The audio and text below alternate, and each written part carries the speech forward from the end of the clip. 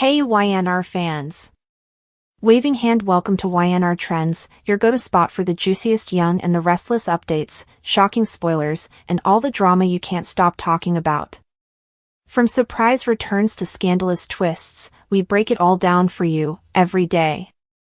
So grab your coffee, hit that subscribe button, and let's dive right into Genoa City's hottest gossip. According to teasers on The Young and the Restless, Mariah Copeland might get a mysterious blackmail note that begins with 5 frightening words. Will Mariah be confronted with a startling threat and be reminded of the business trip she would prefer to forget? Fans are wondering where Mariah's plot would go from here because she is still troubled by the drunken night she spent with the stranger she eventually smothered. Mariah is not doing well at all, despite being in therapy and making every effort to deal. Of course, once Mariah sees how close Daniel Romalotti Jr. and Tessa Porter are becoming, she might be feeling even worse. Mariah's opportunity to save her marriage could seem to be evaporating. However, if Mariah receives an enigmatic blackmail note, her life might be completely upended. That might be just what this YNR tale needs to get a boost of excitement and go on to a new and thrilling chapter. Mariah might believe she is the only one aware of the atrocity that occurred that evening, but what if she is mistaken? On soap operas, secrets tend to leak, thus Mariah could be appalled that someone would learn of her illegal activities. This leads us to the first 5 frightening words that could appear at the beginning of that enigmatic blackmail message: I know what you did. Mariah might lose it if someone finds out about the smothering and takes advantage of it. Rumors have circulated that Kane Ashby might discover the secret and take advantage of it. After all, it appears like Holden Novak may want to acquire Cassidy First Technology as part of his ambitious goals, and Kane encouraged him to contact with Mariah. It's interesting to think about the possibility that Kane would act dirty if he takes over Sharon Newman's business by using Mariah's secret. Another possibility is that the stranger will find Mariah to play tricks on her after surviving her attempt to suffocate her. However, if that man did actually die, a family member might be seeking retribution. In any event, it would be fascinating to watch Mariah navigate a blackmail situation. Mariah may get a message that results in demands and a mystery surrounding the threat's origin. According to teasers for The Young and the Restless, Mariah will always have more unpleasant news to deal with. With her knee bouncing restlessly beneath the table, Mariah was sad in crimson lights, staring at her phone as if it were ready to explode in her fingers. She was trying to sip her coffee, but she kept missing her lips, spilling drops over the napkin in front of her. She had experienced a lot in Genoa City: kidnappings, betrayals, surrogacy drama, and family betrayals that were like knives, but this message was different, worse because it wasn't something she could rationalize or link to a familiar enemy. It was chilling in its simplicity, and it began with the words, "We know your secret." At first, she assumed it was a scam, perhaps some spam text from an untraceable number that meant nothing, but as she read the rest of the message, she realized that the details were too close to home, too specific, and things that only someone who was following her, someone who knew her movements and past, would dare to write. Every line felt like a direct stab to her mental stability, especially the part that mentioned the night she tried to push down and forget, the night her heart told her she had crossed a line no one was supposed to cross. Her fingers trembled as she tried to read it again, hoping her imagination was exaggerating. Now apprehensive, Mariah looked up and gazed around the coffee shop, wondering whether the person who sent the text may be watching her now, lurking in plain sight, drinking coffee like any other person in Genoa City. As she whispered to herself, "No, this can't be happening again," she felt the walls closing in, her breaths becoming shallower, and her hands gripping the phone tighter. Her mind raced back to the time she was abducted by Stitch and left in that room by herself, scared, bewildered, and deprived of her autonomy, and she vowed never to allow herself to feel that helpless ever again. However, the wording of the text were so controlled that it seemed as if the sender had already bound her with invisible shackles. "We are aware of your secret. We saw, even if you believed you had buried it. Mariah, pay attention, this is just the beginning." Her thoughts trying to figure out what secret it was, she gulped hard and bit her lip till she tasted blood. Like all the people of Genoa City, she had an abundance of them. Could it have to do with her conflicts with Tessa, their private arguments, or the tears she kept from her mother? Is there something about Dominic that no one else should know, something related to her time serving as Abby's surrogate? Or would it be something more sinister, something buried far deeper, related to her identity as Cassie's twin or her history with Ian Ward? It was made worse by the ambiguity, which exposed her to countless assumptions, each more significant than the previous. A follow-up message appeared almost immediately as if the sender was watching her response in real time, and her phone buzzed once again.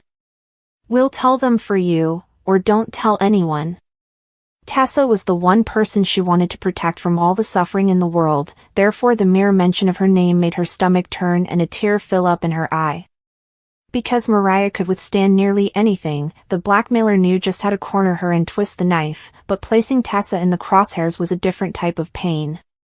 Her hand was shaking as she grabbed for her coffee again, but she was unable to swallow it any longer. The liquid turned to ash in her throat. She stuffed her phone into her purse. She needed air, she needed movement, and she needed to think. Her heart was beating in time with her footsteps as she ran out of crimson lights, her mind repeatedly repeating the phrase until it became indelibly inked on her head like a vicious tattoo. The streets of Genoa City seemed less familiar and more dangerous, as if there was an invisible guardian at every turn and her name was spoken by every shadow. The truth was that she had experienced enough chaos to know when danger was genuine, and this was serious. She reminded herself not to spiral out of control or overreact. Fumbling with her keys, she hurried home, slamming the door behind her and putting her back against it as if her will alone could keep the world out. But as soon as she took her phone out again, she saw that another message had arrived, perhaps mocking her attempt to hide. "You went right home, good girl. That's shrewd. Now continue to listen." When she realized that they were actually watching her in real time, tracking her movements and possibly even seeing inside her house, her scream became stuck in her throat and she experienced a rush of nausea. She whirled around, looking in all directions for any concealed cameras, microphones, or other clues that might reveal how they knew. She recalled the time it took her to break free from Ian Ward's manipulation of her, when she felt like a puppet on his strings. That couldn't happen to her again. Not right now. Not after she had put in so much effort to recover, start a family, and establish a normal relationship with Tessa. She became even more alarmed when she read the following passage in the message: "We want something. And either Tessa finds out or you're going to give it to us. And she won't ever look at you the same after she realizes it." Her vision became blurry due to tears, and she clutched her stomach as if she were preparing for an invisible blow. She had put a lot of effort into proving to herself and everyone else that she was deserving of love and trust, and to prevent her past from dictating her future. But with a few words and secrets that ought to have remained hidden, this stranger, this anonymous tormentor, threatened to ruin all. Her mind was shouting, "What truth?" as she paced the room after dropping her phone upon the couch. What do they believe to be true? Was it a story that had been manipulated to harm all parties involved because of her involvement in Abby's surrogacy? Before she and Tessa reconnected, was it about a night she wanted to forget with someone else? Or was it something more sinister, a secret she was unaware she had forgotten? She froze when her phone buzzed once more. She couldn't help but peek even though she didn't want to see. Don't consider rushing to Sharon. Don't consider sobbing in front of Devon or Abby. In this case, you are on your own. Show that you're intelligent enough to participate in our game. With the phone burning in her fingers like a ticking time bomb, Mariah slid into the couch and pulled her knees to her chest like a child, her chest heaving. The game was about secrets, lies, and manipulation, the kind that might ruin everything she loved if she made the wrong move. She was trapped, just like before, but this time the enemy wasn't obvious, the walls weren't tangible, and the game wasn't about survival in the traditional sense. The message's opening salvo, a statement so cliched in fiction but so completely terrible in reality that it freezes the blood and short-circuits the mind, is what initially shocks people, not the content, which hasn't been released yet. "I know what you did" is more than just an allegation, it's an existential key that opens a door deep into the recipient's mind, in this case, a woman we'll name Mariah. In order to fully understand the profound and complex ramifications of that one frightening sentence, this analysis will examine its psychological effects, its role as a narrative device in Mariah's life, the terrifying ambiguity it creates, and the complex power dance it starts between the victim and the blackmailer. Mariah's entire world is turned from a place of apparent security into a maze of fear where every past action is potentially suspect and every future moment is pregnant with the threat of exposure because the message starts with this assertion of knowledge rather than with a demand or a specific threat. "I know what you did" is powerful because it skillfully manipulates psychology. It is a statement that uses the very private, very human realm of shame, guilt, and secret to intimidate rather than educate. The conduct does not have to be specified by the sender. Actually, its biggest advantage is its ambiguity. Mariah's mind does not coolly analyze the situation after reading those words. Instead, it instantly and uncontrollably goes through a list of her own sins, both imagined and real. It brings to light every ethical lapse, concealed error, and suppressed remorse she has ever harbored. Was it the years-old financial irresponsibility? That white lie that got out of hand? The treachery she had been trying so hard to forget on a personal level? Mariah is made to project her own worst fears onto the blank canvas of the accusation in what amounts to a psychological Rorschach test. The crafty blackmailer knows that the victim's conscience will frequently torment them more effectively than any specific information they might offer. Mariah is instantly isolated by this method. She is by herself with this message and the tornado of anxiety it causes inside of her, unable to ask for help or consolation without possibly disclosing the very weakness the blackmailer is trying to take advantage of. This opening line is also a brilliant example of narrative hijacking. Each person is the author and curator of their identity and history, the main character in their own life story. We meticulously edit our pasts, erasing embarrassing moments, defending our decisions, and burying the parts we believe are inappropriate for the general public. This intimate story is violently invaded by the message, "I know what you did." Now, an unknown person or thing has claimed to be a co-author of Mariah's story. They hold a fragment of her truth that she thought she alone could govern. The illusion of a cohesive and controllable self is destroyed by this. In addition to threatening to divulge a secret, the blackmailer is also threatening to expose a different side of Mariah than the one she displays to the outside world, including her friends, family, and coworkers. The blackmailer's leverage stems from this potential contradiction, the difference between her private conduct and her public identity. The horrific rewriting of her life's narrative that would result from its disclosure is more terrifying than the deed itself. Suddenly, someone else's knowledge has taken her identity as a captive. These words' profound and scary ambiguity is another factor contributing to their alarming nature. This opener establishes a universe of unknown threats, in contrast to the straightforward threat that defines the battlefield: "Pay me or I will tell everyone about the embezzlement." The absence of specificity is a kind of mental agony. Mariah is left in a state of excruciating suspense. Who is the sender? What precisely are they aware of? How did they find it? What proof do they have? The blackmailer's unknowable level of information paralyzes.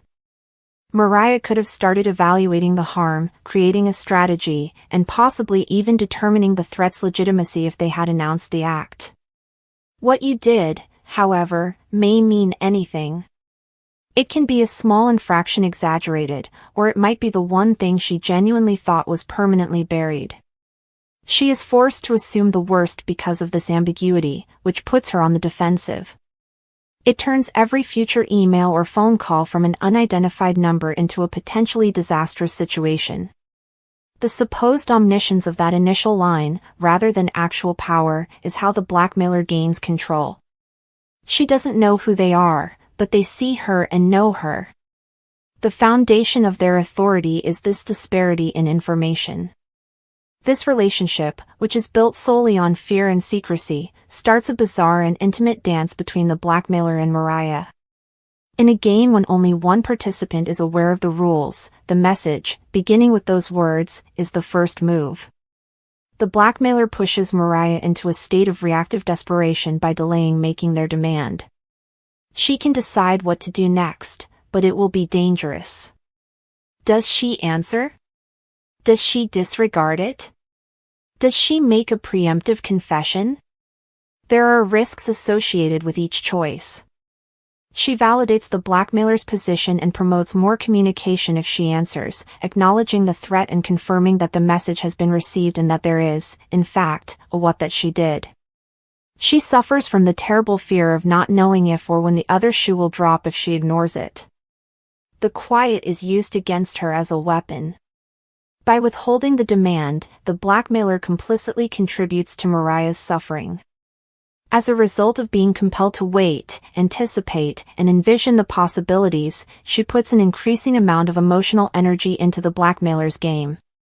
This turns the blackmail from a straightforward transaction into a continuing psychological relationship in which the victim develops an obsession with the offender, granting them unwarranted and powerful control over her mental state.